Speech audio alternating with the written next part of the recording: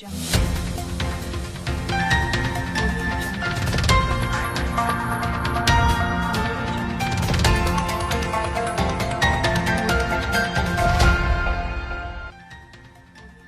cette édition, nous ferons le point sur la situation économique du pays en cette période de Ramadan dans un contexte de crise sanitaire et de délestage intempestif.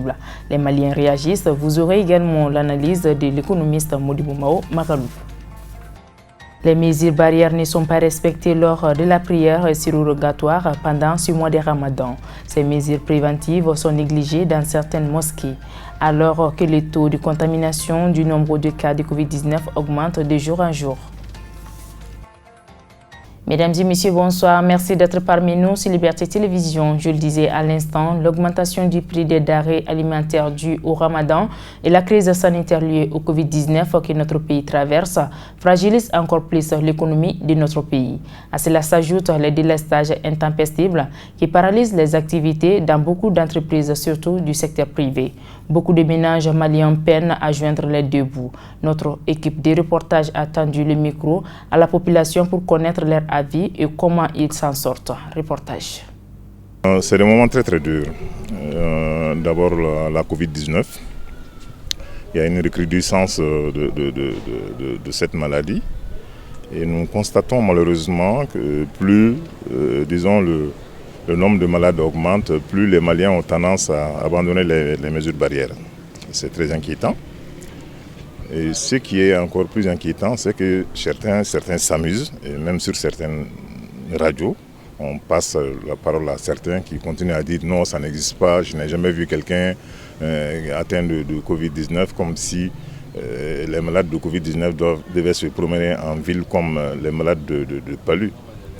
Et donc, c'est effrayant. C'est effrayant parce qu'il y a des intellectuels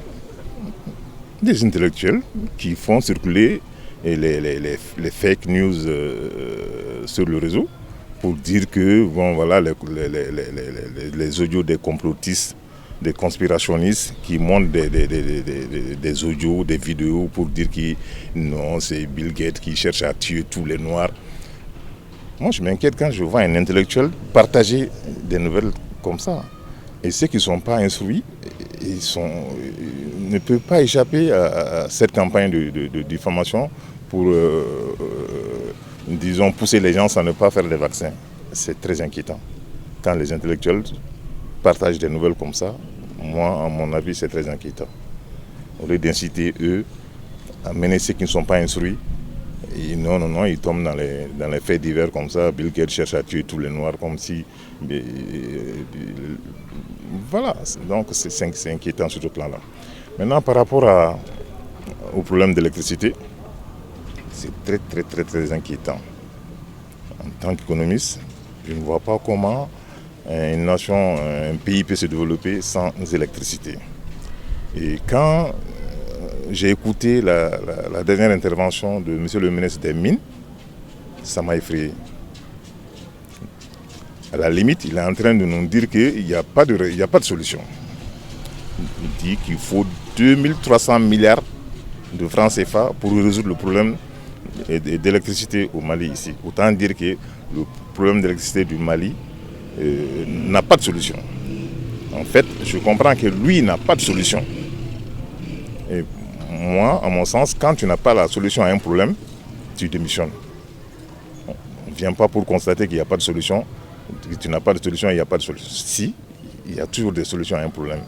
Maintenant, ceux qui sont chargés de gérer ce pays-là, s'ils n'ont pas la solution à ce problème, qu'ils le disent.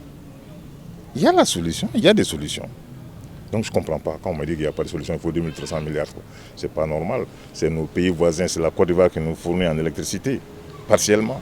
C'est le Sénégal également qui nous fournit en électricité par des groupes électrogènes. Le Sénégal n'a pas de grands barrages. C'est des sociétés privées qui ont des groupes électrogènes qui nous fournissent également une partie de l'électricité. Donc je me demande maintenant qu'est-ce qui se passe au Mali, comment les cadres réfléchissent, c'est décevant. Bon, économiquement, comme on le sait au Mali, il y a une sorte de solidarité que les Maliens connaissent.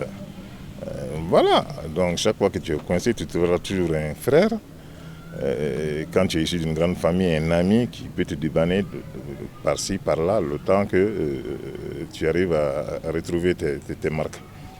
Donc c'est ça, c'est la solidarité qui fait que les gens ne sombrent pas. Si ce n'est pas la solidarité malienne, c'est intenable. Donc voilà un peu c'est ça. Et comme d'habitude, à l'approche du Ramadan ou pendant le Ramadan, les Maliens s'amusent à faire flamber les prix. Ce qui rend difficile encore les choses. Donc nous en sommes là. Les Maliens assistent impuissants à toutes ces choses-là. Il n'y a pas d'électricité, les prix des denrées alimentaires augmentent. Donc voilà, nous sommes dans une sorte de position qu'on accepte le fait accompli et le Malien est devenu voilà, une sorte de personne qui accepte tout. Je ne sais pas comment nous allons nous en sortir, mais c'est effrayant. Ni ye Mali gɛlɛya ko kuma n'i ko k'i b'a ɲɛfɔ i tɛ se k'a ɲɛfɔ ka s'a dan na mais ala barika la sunkalo fana nana bɛɛ kan ani tile bon alhamdulilah an bɛ ala fo ka barikada mais an kɔni an bɛ k'an débrouiller an yɛrɛ courant ko in kɔni o kɛ jugu n'a bɛɛ lajɛlen parce que ala ka don o don bɛɛ bɛ sin degun kɔnɔ n'u sera ka solution ɲini o la yɛrɛ yɛrɛ o bɛ diya n ye kosɛbɛ kosɛbɛ bɔlen kɔfɛ gɛlɛya min bɛ duw kɔnɔna na bi sunkalo ko in na an b'a ɲini faamaw de fɛ u ka hinɛ anw na ani setigiw ka hinɛ dɛsɛbagatɔw la parce que ça ne va pas mais a nɔgɔyabaga ye ala ye ne kɔni bɛ k'ala tɛmɛ ni n seko damayira ye n se mana min sɔrɔ n bɛ minnu tɛ sun dɔn denmisɛnninw i b'olu taw d'u ma tilegan fɛ bon suntigɛ yɛrɛ fɛnɛ an yɛrɛ b'an débrouiller o la ala barika la an kɔni bɛ k'an seko kɛ an bɛ ka ɲɛ sɔrɔ dɔɔni dɔɔni sinon ça ne va pas. C'est un moment très crucial, très difficile aussi parce que d'abord il y a la chaleur. Avec ce carême-là, il y a une forte chaleur qui est là. Et la Covid-19 également qui a fait son retour aussi, qui ne cesse de faire des ravages. Et en même temps, sur le plan économique aussi, ça ne va pas. Donc, mais à l'impossible, on essaie d'aller avec nous, les chefs de famille. On ne peut pas faire mieux que nous gagnons dans la vie. Donc maintenant, ce que nous gagnons, on essaie d'investir également pour subvenir également au bien de notre famille. Le conseil que je lance à la population malienne et en particulier celle de la commune 4, c'est que nous ne pouvons pas vivre au-delà de ce que nous gagnons en fait. Donc il faut que nous essayons de minimiser également les dépenses. Et ensuite également avec la Covid-19, essayer de respecter les mesures barrières, c'est extrêmement important. Surtout dans les mosquées, et quand nous partons après la rupture dans les mosquées, que nous respectons également ces mesures barrières, c'est mieux pour nous et c'est mieux pour l'autrui aussi. Donc sur le plan économique, le Mali est un pays pauvre, on le sait déjà. Mais il faut reconnaître que le Mali est un pays de solidarité. Et il faut que cette solidarité-là, il faut que ça soit dans le cœur. Et ce que je veux dire ici, c'est que les autorités maliennes et les personnes qui ont les moyens également puissent regarder aussi des gens qui ont du mal, des difficultés à survivre leurs besoins pour que nous puissions également vivre en symbiose. Et donc, face à cette situation, nous nous sommes entretenus avec Modibo Maoumakalou, économiste. Selon lui, ces problèmes qui s'ajoutent à la crise multidimensionnelle qui traverse le Mali ont des répercussions très néfastes. Vous savez, nous traversons une conjoncture assez difficile au niveau mondial, mais au Mali c'est assez particulier parce que vous n'êtes pas sans savoir que nous traversons déjà une crise multiforme, multidimensionnelle, qui est politique, qui est sociale, qui est économique, qui est sécuritaire, qui est alimentaire, qui est aussi nutritionnelle, mais aussi humanitaire, parce que nous avons beaucoup de déplacés dans notre pays. Mais surtout sur le plan économique, vous n'êtes pas sans savoir aussi que la crise sanitaire de la Covid-19 a beaucoup impacté les échanges internationaux.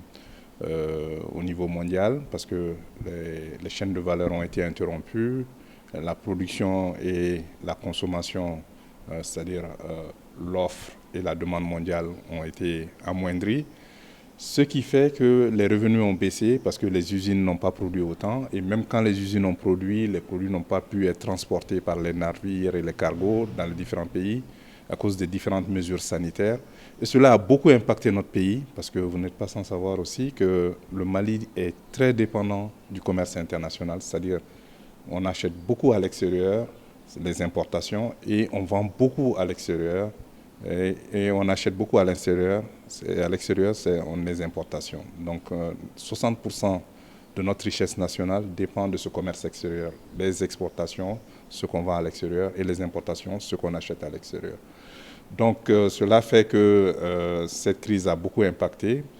Et les 3 recettes d'exportation sont l'or, c'est-à-dire ce qu'on vend le plus à l'extérieur, c'est l'or qui fait plus de 70%. Ensuite, vous avez le coton qui fait plus de 15%. Et ensuite, vous avez les animaux vivants qui font un peu moins, environ 7%. Mais pour ce qui concerne le coton, nous avons eu quelques difficultés parce que vous savez aussi que les cotonculteurs n'ont pas cultivé beaucoup de coton cette année. C'est-à-dire la dernière campagne, la production malienne a été divisée par 4. Et donc, nous n'aurons pas beaucoup de coton. Et malheureusement, le coton est un des piliers de l'économie malienne parce que du coton dépend la production de céréales sèches, la production de tourteaux pour les aliments bétail, mais aussi les oléagineux, c'est-à-dire l'huile alimentaire et les savons. Donc tout cela a été impacté, mais aussi l'élevage, les animaux vivants en zone CMDT, zone cotonnière, il y a beaucoup de production d'élevage aussi intensif. Donc cela va avoir beaucoup de conséquences sur notre pays, mais je pense que le plus dur est déjà derrière nous. Ça fait 25 ans que le Mali a une croissance économique, un taux de croissance économique de 5% en taux réel. Mais cela n'a pas réduit substantiellement la pauvreté au Mali parce que, vous savez, au Mali, la difficulté, c'est que nous avons une population nous avons un taux de croissance démographique qui est très rapide. En 60 ans, notre population a été multipliée par 6. Ça veut dire que tous les 20 ans, notre population est multipliée par 2. Donc, ayant une population très jeune aussi. Donc, ce qui fait que si la richesse ne croît pas autant que la croissance de la population, cela fait que les revenus vont être plus bas et cela amène des difficultés. Et le taux de pauvreté n'a pas été substantiellement réduit au Mali en ces 25 dernières années. Nous sommes toujours à 42% de taux de pauvreté. Et 42%, ce taux de pauvreté, c'est 181 000 francs CFA par personne par an. 41% des Maliens n'ont pas cela.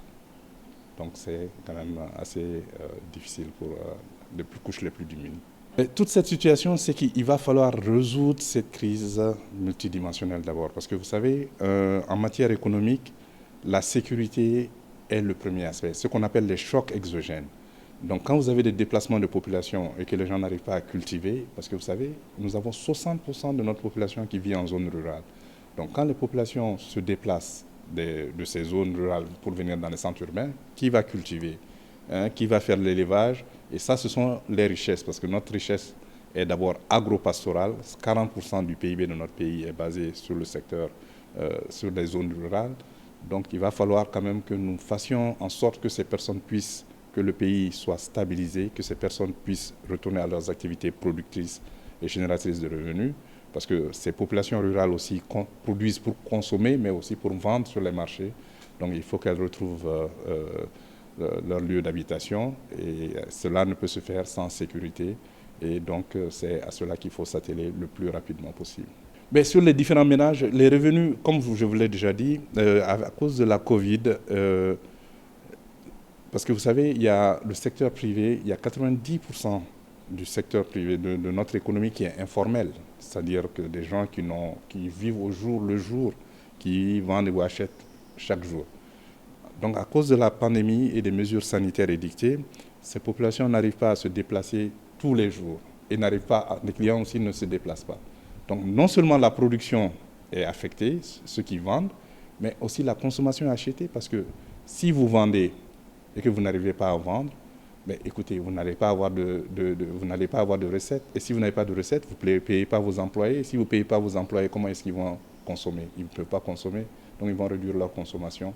Si les gens ne peuvent pas bouger, si les gens ne peuvent pas conduire leurs activités, cela réduit le commerce, cela réduit les revenus et cela fragilise davantage ceux qui sont les plus vulnérables, notamment les femmes et les jeunes.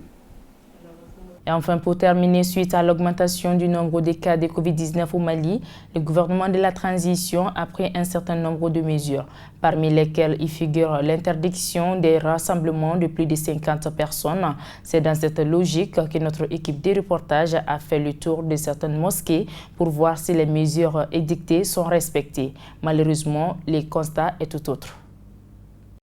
Avec plus de 1300 cas de Covid-19 confirmés en une semaine, les autorités du Mali ont pris des nouvelles mesures. Parmi elles, la fermeture des lieux de loisirs, l'intensification des campagnes de vaccination, l'interdiction des rassemblements de plus de 50 personnes. À cela s'ajoute le respect des mesures barrières dans les lieux publics, notamment les mosquées, malgré les recommandations émanantes des plus hautes autorités du pays. Ces mesures peinent à être respectées dans certaines mosquées de Bamako pendant ce mois de Ramadan. En effet, les prières se font côte à côte, sans masque, et nous constatons l'absence de kits sanitaires dans de nombreuses mosquées. Rapprochés par nos équipes, nombreux sont les imams et responsables dans les mosquées qui n'ont pas voulu se prononcer sur la question qu'ils jugent trop sensible. En tout cas, le constat est clair. Aucune mesure de prévention n'est appliquée dans les mosquées dont nous avons fait un tour. Ainsi, l'État est fortement interpellé